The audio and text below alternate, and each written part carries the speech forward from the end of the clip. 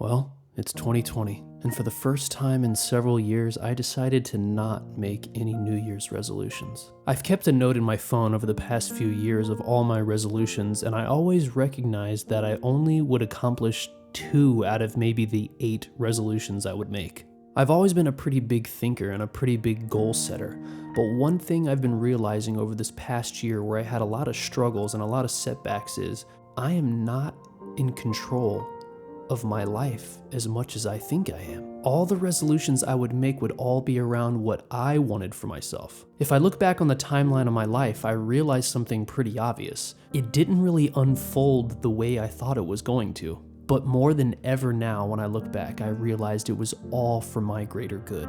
So no, I'm not really setting these huge goals or these big benchmarks because what if it's not really the timing that God really wants for those things to happen for me? What if I'm supposed to go in a completely different direction and those things haven't been presented yet? My mindset after turning 30 years old and going into the new decade is, I am gonna let God steer the direction of my life. By no means does this mean I'm gonna sit around and twiddle my thumbs and just wait for something to happen. In fact, I plan to work even harder and be even more consistent with my passions this year. But I just refuse to put the pressure on myself of any type of accolade or accomplishment because there's just so much that I don't have control of. So this year, I'm just gonna focus on what I do have control of, and I'm gonna enjoy life more. For so many years, I've always been thinking 5 years into the future and I haven't really enjoyed what I've accomplished so far. I'm gonna start living in the now. I'm not gonna stress out anymore if things don't go exactly my way. God knows what He's doing.